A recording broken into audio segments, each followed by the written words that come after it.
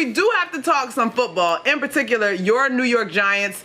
Off-seasons, okay, in the books. Training camps around the corner. So far, how did the Giants stack up in the division?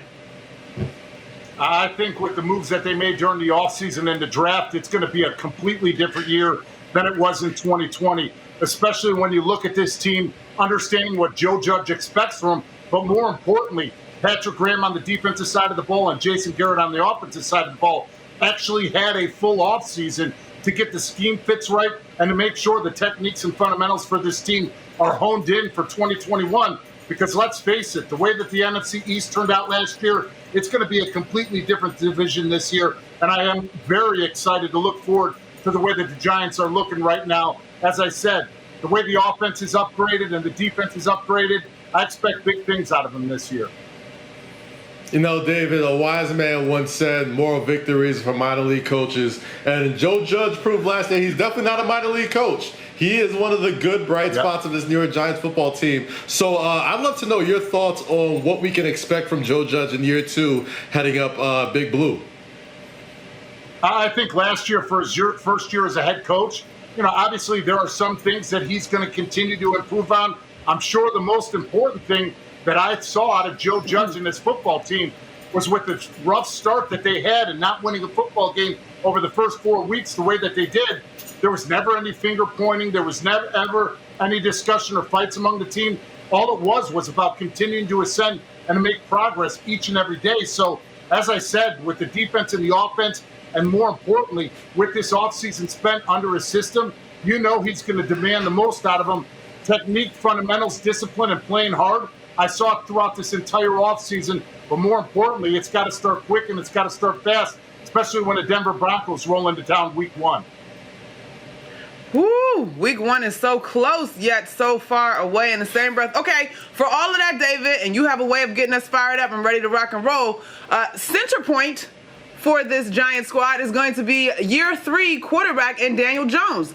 Lots of folks have pontificated that this is sort of a make or break year for him. They've strengthened the line. They've given him some weapons. How does he proceed into this year, and what do you expect? I expect major things out of him this year because when you look at the offseason moves that the Giants have made, you know, obviously going out and getting Kenny Golladay, signing John Ross, getting Kyle Rudolph, drafting Kadarius Toney, you know, obviously getting Saquon back healthy. Those are all things that are going to help Daniel Jones as he gets into his 3rd year.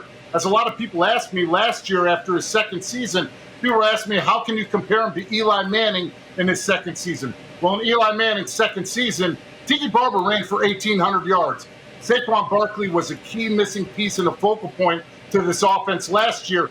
So with that said, Daniel Jones, the biggest things that I'm looking for out of him is confidence, controlling this offense, and more importantly, having the adaptability at the line of scrimmage and with his pocket presence, being able to alert and check an audible to the plays to get the Giants in the right formations and in the right place that are going to outmatch the defense.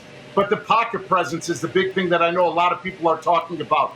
I think with the offensive line, having that year underneath them should help them a lot more. But I think with Daniel Jones, instead of seeing the rush, feeling the rush, being able to adapt, move, change the launch point, and more importantly, ball security is job security in the NFL. So when we're talking about 2nd down, making sure he's not taking a sack, not throwing erratic football, and live for 3rd down, because there were times last year where 2nd down was catastrophic for him, and then 3rd down, they put themselves in bad position. You take an unwanted sack, now you knock yourself out of the field goal position. Those are all the things that I'm looking for out of Daniel Jones, and I know he's looking to prove people wrong on some of the expectations that they have for him, thinking that he doesn't have the type of ceiling that he has. And also, I think that Jason Garrett has got to implement him more in the run game. I'm not saying that it's got to be crazy. I'm not saying it's got to be 10 carries a game. But when you have a quarterback that is one of the fastest quarterbacks in the league, if you can utilize him in RPOs and in some of the zone reads, you make a defense hesitate. And when you have a trick guy and a gadget guy like Kadarius Toney, with implementing the run game with the quarterback and Kadarius Toney on some jet sweeps and some reverses, I really think that's going to open up and make a defense honest and have to respect the run.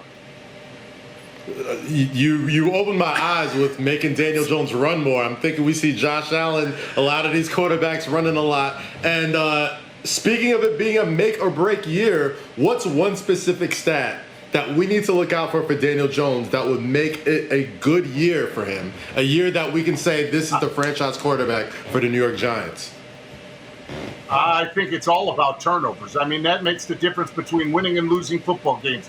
Turnovers and penalties. That's the area that his game needs to improve. Not only the interceptions, but the forced fumbles that he had in this past year. I know that they've been working very diligently during the offseason, having him drop back. They almost have like the old American Gladiators joust where they're going at the football, making sure that he has two hands on it.